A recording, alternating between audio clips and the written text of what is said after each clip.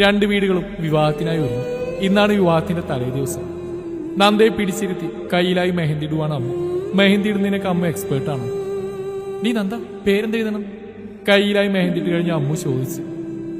പേരൊക്കെ എഴുതണം, ഇത് മതി പെണ്ണേ. പോരാ പോരാ, പേരും കൂടി വേണം. ഒരു നിമിഷം നന്ദ ഒന്ന് ആലോചിച്ചു. ഏവി എന്ന് എഴുതിയാൽ മതി. ഹാ, ഏവി എങ്കിൽ ഏവി.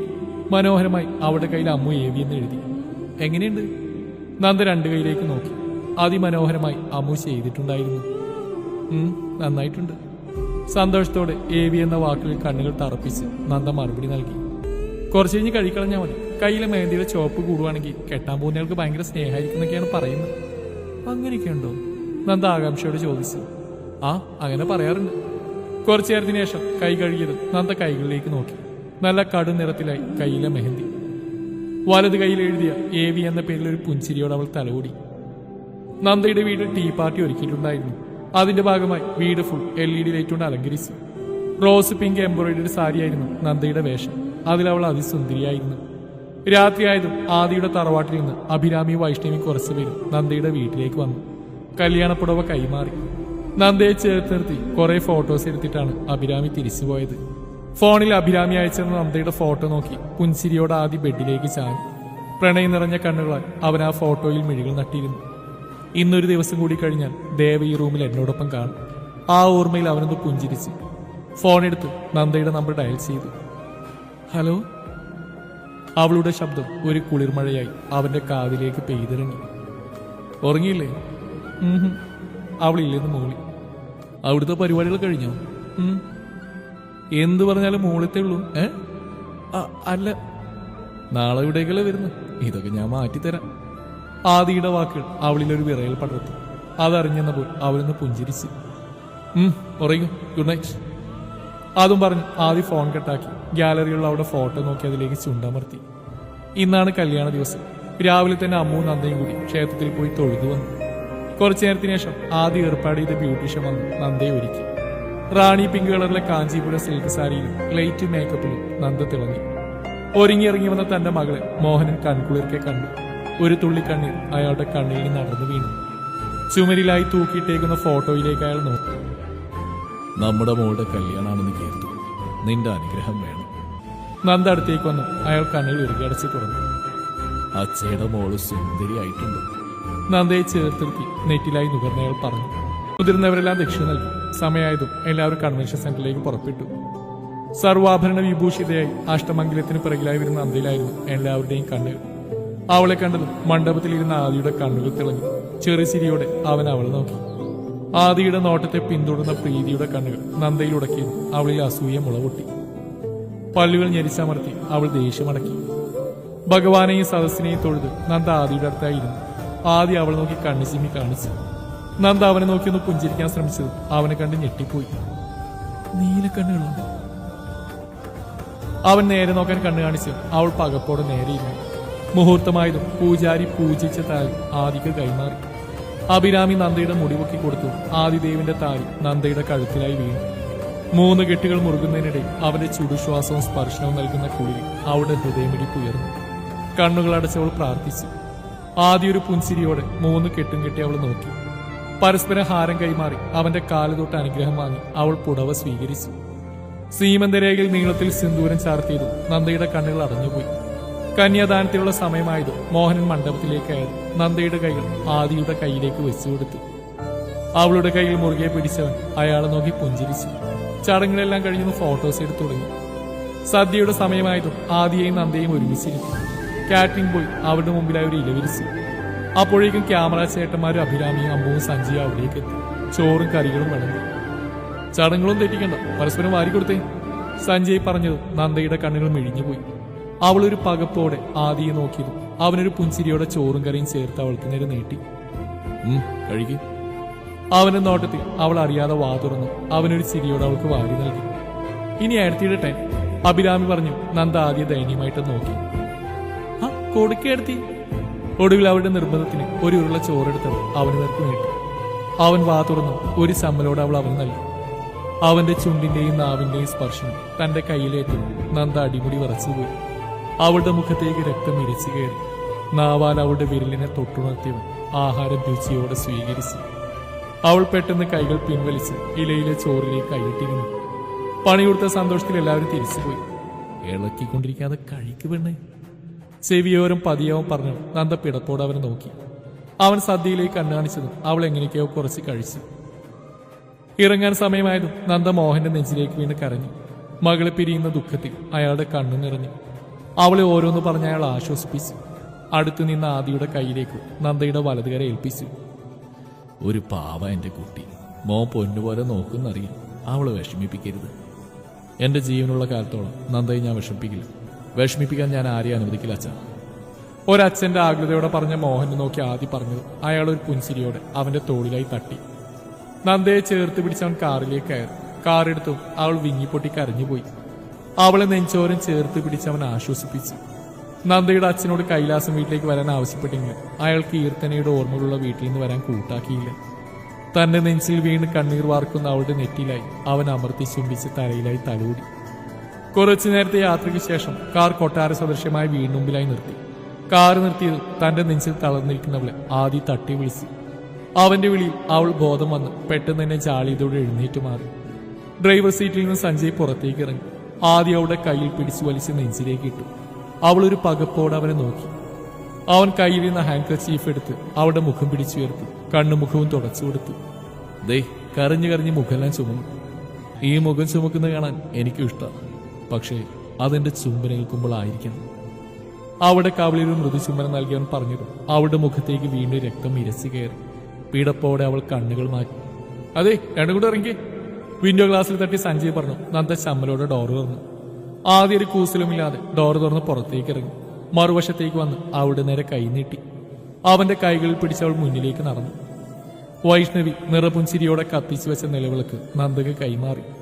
നിലവിളക്ക് കൈയിലേക്ക് വാങ്ങി വലതുകാൽ വെച്ചവൾ കൈലാസം വീടിന്റെ പടികൾ കയറി. പൂജാമുറിയിൽ നിലവിളക്ക് കൊണ്ടുവച്ചവൾ കൈകൂപ്പി പ്രാർത്ഥിച്ചു. അടുത്തായി ആദി. വൈഷ്ണവി അവർ രണ്ടുപേരെയും കൂട്ടി ഹാളിലെ സെറ്റിയിലിരുത്തി പാലും പഴവും നൽകി. ആദി കുടിച്ചതിന്റെ ബാക്കി അവളും കുടിച്ചു. വീട്ടിലെ ചടങ്ങുകളെല്ലാം കഴിഞ്ഞതും അഭിരാമി നന്ദയെ കൂട്ടി മുകളിലേക്ക് പോയി. കൂടെ പോവാൻ നിന്ന ആദി സഞ്ജയ് പിടിച്ചു വെച്ച്. നീ ഇതെവിടേക്ക് പോകുന്നു? അല്ല എന്റെ പെണ്ണിന് ഞാൻ മുറി കാണിച്ചു കൊടുക്കണ്ടേ? അതൊക്കെ ആമി ചെയ്തോളൂ, നീ വന്നേ. അതും പറഞ്ഞ ആദിയുടെ തോളിലേക്ക് കൈകൾ ചേർത്തവൻ പുറത്തേക്ക് ഇറങ്ങി. സ്റ്റെയർ കയറി വലതുവശത്തായുള്ള വലിയൊരു മുറിയിലേക്കാണ് നന്ദയും ആമിയും പോയത്. ഡോർ തുറന്നു നന്ദയുടെ കണ്ണുകൾ വിടർന്നു. ബ്ലൂ ആൻഡ് വൈറ്റ് കോമ്പിനേഷനുള്ള വലിയൊരു മുറി. നടുവിലായി ഒരു കിങ് സൈസ് ബെഡ്. മനോഹരമായി ഇന്റീരിയർ ചെയ്തിരിക്കുന്നു. ബാൽക്കണിയിലേക്ക് ഇറങ്ങാൻ ഒരു ഗ്ലാസ് ഡോർ. റൂമിനകത്ത് തന്നെ വേറെ റൂമും സൈഡിലായി ഡ്രസ്സിംഗ് റൂമും ബാത്റൂമും ഉണ്ട്. എഴുതി റൂം എങ്ങനെയുണ്ട്, ഇഷ്ടായോ? നന്ദയൊന്ന് മൂളി. വാ ഞാനിതൊക്കെ അഴിച്ചു തരാം. അതും പറഞ്ഞ് നന്ദയുടെ കൈ പിടിച്ചുകൊണ്ട് ബെഡിലേക്ക് ഇരുത്തി ആഭരണങ്ങളും തലയിലെ പൂവും കെട്ടുമൊക്കെ അഴിച്ചു കൊടുത്തു. ഹോ അങ്ങനെ കഴിഞ്ഞു. എഴുതിയുടെ ഡ്രസ്സെല്ലാം വാർഡ്രോബിൽ വെച്ചിട്ടുണ്ട് കേട്ടോ. പോയി ഫ്രഷ് ആയിട്ട് കുറച്ചേരം കിടന്നോ, ഞാനിപ്പോ വരാമേ. അതിന് നന്ദയൊന്ന് മൂളി. എന്റെ ഏടത്തി ഇങ്ങനെ മൂളാവലും പറഞ്ഞൂടെ? അവിടെ കവിളിൽ പിടിച്ചു വലിച്ചവൾ പറഞ്ഞു. ഞാൻ ഫ്രഷ് ആയിട്ട് വരാം. ഓക്കെ. അഭിരാമി താഴേക്ക് പോയത് നന്ദ പോയി വാർഡ്രോബ് തുറന്നു. അതിൽ വലത് സൈഡിലായിട്ടുള്ള ഡ്രസ്സ് കണ്ട് നന്ദയുടെ കണ്ണു മിഴിഞ്ഞുപോയി. സാരി, ചുരിദാർ, ധാവണിയെല്ലാം ഒരു കുന്നോളം ഉണ്ടായിരുന്നു. എന്റെ ഭഗവാനെ, ഇത്രയും ഡ്രസ്സ് ഒരാൾക്ക് എന്തിനാ? എന്തുടുക്കും? ഒരു നിമിഷം ഒന്ന് ആലോചിച്ച് അവൾ ചുരിദാർത്ത് ഫ്രഷ് ആവാൻ കയറി. ബാത്റൂം കണ്ടത് അവൾ അമ്പരന്ന് പോയി. അവളുടെ റൂമിനോളം വലിപ്പമുള്ള ബാത്റൂം. പെട്ടെന്ന് തന്നെ ഫ്രഷ് ആയവൾ പുറത്തേക്ക് ഇറങ്ങി. കുളിച്ചു വന്നപ്പോൾ അവൾക്കൊരു ആശ്വാസം തോന്നി. വേഗം ഫോണെടുത്ത് അച്ഛനെ വിളിച്ചു. കുറച്ചേരം സംസാരിച്ചതിന് ശേഷമാണ് അവൾ ഫോൺ വെച്ചത്. ചെറിയൊരു തലവേദന തോന്നി അവൾ ബെഡിലേക്ക് കിടന്നതും ക്ഷീണം കാരണം പെട്ടെന്ന് തന്നെ മയങ്ങിപ്പോയി. ആദ്യ റൂമിലേക്ക് വന്നു കാണുന്നു ബെഡിൽ കിടന്നുറങ്ങുന്ന തന്റെ പെണ്ണിനെയാണ്. അവനൊരു പുൻസിരിയോടെ ബെഡിലേക്കിരുന്നു അവളിലേക്ക് മെല്ലെ ചാഞ്ഞ് നെറ്റിയിൽ അമർത്തി മുത്തി. അവൾ ഉറക്കത്തിലൊന്ന് ചെരിഞ്ഞു കിടന്നു. അവളുടെ തലയിൽ തലോടി കുറച്ചേരം അവൻ അവിടെ ഇരുന്നു. നിഷ്കളങ്കമായി കിടന്നുറങ്ങുന്ന തന്റെ പെണ്ണിന്റെ കവിളിൽ മെല്ലെ ചുംബിച്ചവൻ ബാത്റൂമിലേക്ക് കയറി. റിസപ്ഷന് സമയമായതും ആമി വന്ന് നന്ദയെ വിളിച്ചു. സോറി ആമി. ഉറക്കത്തിൽ നിന്ന് എഴുന്നേറ്റ് നന്ദൊരു വിഷമത്തോടെ പറഞ്ഞു. എന്റെ ഏടത്തിയുടെ ക്ഷീണമൊക്കെ എനിക്ക് ആലോചിക്കാവുന്നേ ഉള്ളൂ. അതിനൊക്കെ സോറി പറഞ്ഞു വന്നാലുണ്ടല്ലോ. ഒന്ന് മുഖക്ക് കഴിയുക, ബ്യൂട്ടീഷ്യൻ വന്നു. സ്റ്റെപ്പ് ഇറങ്ങി വരുന്ന നന്ദയുടെ മേലായിരുന്നു എല്ലാവരുടെയും കണ്ണിൽ. ആദ്യം മിഴികൾ ചിമ്മാൻ പോലും മറന്നവളെ നോക്കി നിന്നുപോയി.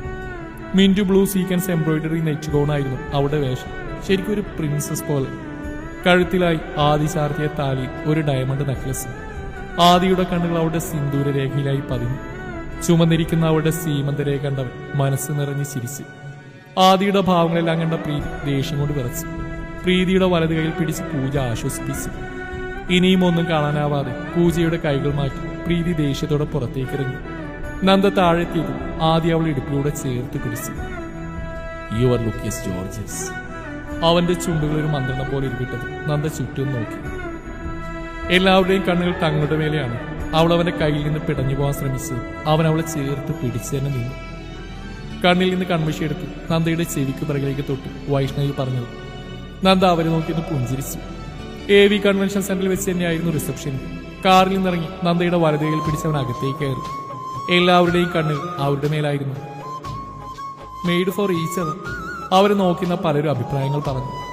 ആദിയുടെ ബിസിനസ് ഫ്രണ്ട്സും കോളേജിൽ ഫ്രണ്ട്സും നന്ദയുടെ കോളേജിൽ നിന്ന് അവരുടെ സാറുമാരും അമ്മുവിന്റെ അമ്മയും നന്ദയുടെ അച്ഛനും എല്ലാവരും വന്നിട്ടുണ്ടായിരുന്നു. അച്ഛനെ കണ്ട് നന്ദ മറ്റെല്ലാം മറന്ന് സ്റ്റേജിൽ നിന്നിറങ്ങി അച്ഛന്റെ അടുക്കിലേക്ക് പാഞ്ഞു. ആദ്യം ആ സമയം ഒരാളുടെ സ്റ്റേജിൽ നിന്ന് സംസാരിക്കുകയായിരുന്നു. അച്ഛന്റെ മാറോട് ഒരു കുഞ്ഞിനെ പോലെ ചേർന്നത്.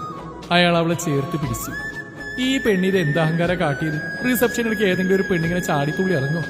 അതെങ്ങനെ ഈ വറ്റകൾക്ക് മാനേഴ്സ് അറിയോ? രാധിക പുച്ഛത്തോടെ പറയുന്ന കേട്ടോ നന്ദ മുഖമേർത്ത് നോക്കി. ശരിയാണ്, അച്ഛനെ കണ്ട സന്തോഷത്തിൽ മറ്റെല്ലാം മറന്നിറങ്ങിയതാണ്. താൻ ചെയ്ത് തെറ്റായി പോയല്ലോ. നന്ദയുടെ കണ്ണുകൾ നിറഞ്ഞുവെങ്കിലും ഒരു കൈ വന്ന് അവളെ ചേർത്തിരുത്തി. പകപ്പോടെ നോക്കി അവൾ കണ്ടത് തന്റെ നേരെ പ്രണയാർദ്ദുരമായ നോട്ടം നൽകിക്കൊണ്ടിരിക്കുന്ന ആ നീല കണ്ണുകളാണ്. അവിടെ നിറഞ്ഞ കണ്ണുകൾ കണ്ടതും അവന്റെ പുരികൻ ചുളിഞ്ഞു. അടുത്തുനിന്ന് രാധിക അവനൊന്ന് ദേഷ്യപ്പെട്ട് നോക്കിയതും അവർ പെട്ടെന്ന് തന്നെ അവിടെ തടിതപ്പി. അവൻ നന്ദയെ നോക്കി കണ്ണു ചിമ്മി കാണിച്ച് പുഞ്ചിരിച്ചു. അതവൾക്ക് ആശ്വാസമായി. അച്ഛനോട് കുറെ നേരം ആദ്യം സംസാരിച്ചു. കോളേജിൽ നിന്ന് സാറുമാരും ടീച്ചേഴ്സും എല്ലാം വന്നു. കൂട്ടത്തിൽ തന്നെ ആരോമലും ഉണ്ടായിരുന്നു.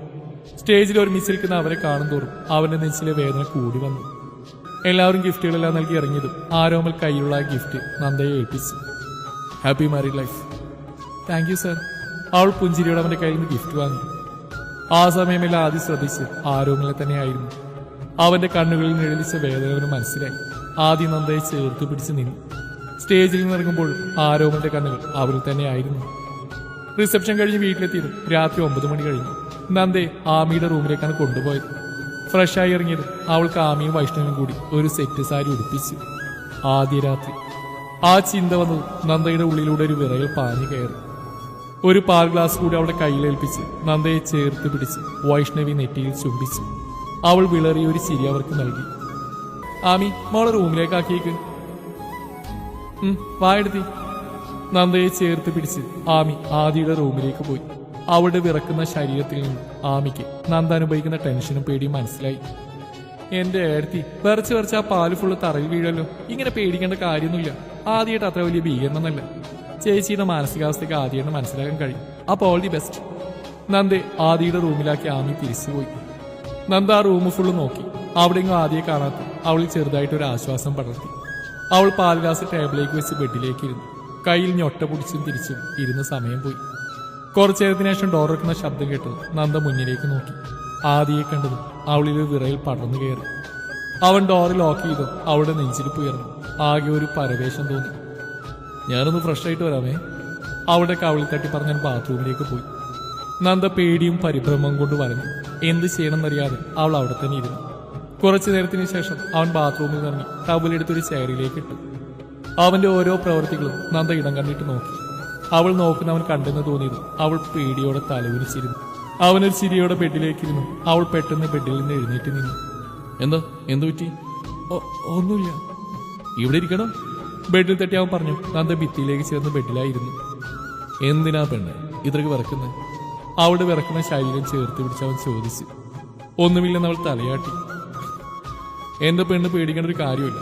ഇന്ന് ഞാൻ നിന്നെ ശരീരം കൊണ്ട് സ്വന്താക്കാൻ ശ്രമിക്കില്ല. എന്ന് നീ മനസ്സുകൊണ്ട് അതിന് തയ്യാറാവുന്നു അന്ന് മാത്രമേ ഞാൻ നിന്നിൽ അലിഞ്ഞു ചേരുകയുള്ളൂ.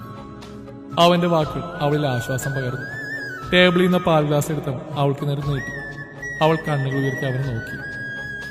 കുടിക്ക്. കുറച്ച് പാൽ അവൾ കുടിച്ചതും അവൻ പാൽ ഗ്ലാസ് ടേബിളിലേക്ക് വെച്ച്. അവൾ മനസ്സിലാവാതെ അവനെ നോക്കി. അവൻ അവളെ നോക്കി കണ്ണിറുക്കി കാണിച്ച് ചുണ്ടിലായി പറ്റിയിരിക്കുന്ന പാൽ തുള്ളി നാവാൽ ഒപ്പിയെടുത്തു. ഒരു മിന്നൽ പിണർ പാഞ്ഞതുപോലെ അവൾക്ക് തോന്നി. അവളുടെ കൈകൾ ബെഡ്ഷീറ്റിലായി മുറുകി. നാവ് കൊണ്ട് ചുണ്ടിനെ മൊത്തം തഴുകിയവൻ കണ്ണുകൾ ഉയർത്തി അവളെ നോക്കി. അവൾ കണ്ണുകൾ രണ്ടും മുറുകെ അടച്ചിരിക്കുകയായിരുന്നു. അവളുടെ ചുരുട്ടി പിടിച്ച കയ്യിൽ പിടിച്ചവൻ ഉയർന്നു വന്നു. അവളുടെ കണ്ണുകൾക്ക് മീതെ ഊതി. ചൂട് ശ്വാസത്തിൽ അവളുടെ കണ്ണുകൾ പിടഞ്ഞു. നാവുകൊണ്ടവൻ അവളുടെ പീലികളെ തഴുകി ഉണർത്തി. അവൾ തോള് വെട്ടിച്ചൊരു സൈഡിലേക്ക് ചെരിഞ്ഞു. അവൻ ചെറുതായി പുഞ്ചിരിച്ചു. വാ കിടക്കാം. അവളെ നെഞ്ചോട് ചേർത്ത് പിടിച്ചവൻ കട്ടിലേക്ക് കിടന്നു. അവൾ നെഞ്ചിൽ നിന്ന് എഴുന്നേൽക്കാൻ പോയതും സാരിയുടെ മറ നീക്കി അവൻ അവളുടെ വയറ്റിലൊരു നുള്ളു കൊടുത്തു. അവൾ എരിവ് വലിച്ച് അവനെ കൂർപ്പിച്ച് നോക്കി. കൂടുതൽ കൂർപ്പിക്കല്ലേ, ഇതിങ്ങ് ഞാൻ കടിച്ചെടുക്കും. അവളുടെ ചുള്ളിൽ തള്ളവിരൽ കൊണ്ട് അമർത്തി തഴുകിയവൻ പറഞ്ഞത് അവളുടെ കണ്ണു മിഴിഞ്ഞു. കണ്ണു മിഴിക്കാതെ കിടക്കാൻ നോക്കിടി. അതും പറഞ്ഞ് അവളെ നെഞ്ചിലേക്ക് വലിച്ചിട്ടു. ഞാനിവിടെ കിടന്നോളാം. വേണ്ട, അടങ്ങി കിടക്കാൻ നോക്ക്. അവളെ നെഞ്ചോട് അടക്കി പിടിച്ചവൻ പറഞ്ഞു. അവന്റെ ഹൃദയതാളം താരാട്ടായി അവൾ നിദ്രയെ പുൽകി. അവൾ ഉറങ്ങിയത് കണ്ടത് അവളുടെ നെറ്റിയിലൊന്ന് മുകർന്നവൻ കണ്ണുകൾ അടച്ചു. ഫോണിൽ നിർത്താതെയുള്ള റിംഗ് ടോൺ കേട്ട് രണ്ടുപേരും മയക്കമുണ്ടെന്നു. ആദ്യം നെഞ്ചിൽ നിന്ന് അവൾ അടത്തി മാറ്റാതെ ഒരു കൈയാളെ ടേബിളിൽ നിന്ന് ഫോൺ എടുത്ത് ചെവിയിലേക്ക് വെച്ചു. ആണോ? ഓക്കെ, ഞാൻ പെട്ടെന്ന് എത്താം. അവൻ പറയുന്ന കേട്ടത് നന്ദ ഒന്നും മനസ്സിലാവാതെ ആദ്യം നോക്കി. ഹോസ്പിറ്റലിൽ നിന്ന് ഒരു അർജന്റ് കേസ് വന്നു, ഞാൻ പോയിട്ട് വരാം. അവളോട് പറഞ്ഞവൻ ബെഡിൽ നിന്ന് എഴുന്നേറ്റ് വേഗം ഡ്രസ്സിംഗ് റൂമിൽ പോയി ഡ്രസ്സ് മാറി പുറത്തേക്ക് വാങ്ങി. അവൾ അവന്റെ പിറകിലായി താഴേക്ക് പോയി കിടന്നു. എന്നെ കാത്തിരിക്കണ്ട. അവളുടെ നെറ്റിയിലൊന്ന് മുത്തി കാറിലേക്ക് കയറി അവൻ പോയി. നന്ദ വീട്ടിലേക്ക് തിരിച്ചു കയറിയപ്പോൾ കാണുന്നു ജഗ്ഗിൽ വെള്ളവുമായി റൂമിലേക്ക് പോകാൻ നിൽക്കുന്ന വൈഷ്ണവിയാണ്. അവൻ എവിടെ പോയി മോളെ? ഹോസ്പിറ്റലിൽ ഒരു അർജന്റ് കേസ് വന്നു. മോൾക്ക് വിഷമായോ? നന്ദയുടെ തലയിൽ തഴുകിയവർ ചോദിച്ചു. ഇല്ലമ്മേ, അതൊക്കെ ഒരു ഡോക്ടറുടെ കടമയല്ല, എനിക്ക് അതിലൊന്നും വിഷമല്ല. മോള് പോയി കിടന്നു. അവൾ റൂമിലെത്തി ഡോറ് ചാരി ബെഡിലേക്ക് ഇരുന്നു. അവൾക്ക് പിന്നീട് ഉറക്കം വന്നില്ല. ഹെഡ് റെസ്റ്റിലേക്ക് ചാരി അവൾ ഇരുന്നു. രാവിലെ ഫ്രഷ് ആയിറങ്ങിയ നന്ദ താഴെ എന്തൊക്കെയോ ബഹളം കേട്ട് തോർത്തിക്കൊണ്ടിരുന്ന ടവൽ ചെയറിലേക്ക് ഇട്ടു. അവൾ താഴേക്ക് പോയി. ഒരുത്തി വലതുകാലം വെച്ച് കയറിയതിന്റെ ഐശ്വര്യം കണ്ടില്ലേ? അമ്മയെ കൊന്നുകൊണ്ട് ഭൂമിയിലേക്ക് വന്നല്ലേ? അത്രയ്ക്ക് ശാപം പിടിച്ച ജന്മത്തെ തന്നെ ആദിയുടെ ഭാര്യയാക്കിയല്ലോ. ഇപ്പൊ എന്താ, അവൻ ഹോസ്പിറ്റലുമായി. രാധികയുടെ വാക്കുകൾ ഒരു ചാട്ടുള്ളി പോലെ നന്ദയുടെ ചെവിയിൽ തുളഞ്ഞു കയറി. ഡോക്ടർക്ക് എന്തു പറ്റി? അവളുടെ കണ്ണുകൾ നിറഞ്ഞൊഴി. ഒരു താങ്ങിനായി അവൾ റെയിലിംഗിലേക്ക് കൈകളമർത്തി. വൈഷ്ണവി കരഞ്ഞു കളന്ന് സെറ്റിയിലിരിക്കുവാണ്. മുകളിൽ നിറങ്ങി വരികയായിരുന്ന ആമി അവളെ ചേർത്ത് പിടിച്ചു. ആഹാ, വന്നല്ലോ തമ്പുരാട്ടി. എന്തിനാടി നീ അവന്റെ ജീവിതത്തിലേക്ക് വന്ന്? ഞങ്ങളുടെ കൊച്ചിനെ കൊലക്കൊടുക്കാനോ? രാധിക മതി, എന്തൊക്കെ അസംബന്ധം നീ പറയുന്നേ? അവ ഹോസ്പിറ്റലായതിന് നീ എന്തിനാ നന്ദമോളെ പഴിക്കുന്നേ? മുത്തശ്ശ, ഡോക്ടർക്ക് എന്തു പറ്റി? അത് മോളെ, മുത്തശ്ശൻ പറഞ്ഞു കേട്ട് അവൾ ഞടുങ്ങിത്ത്.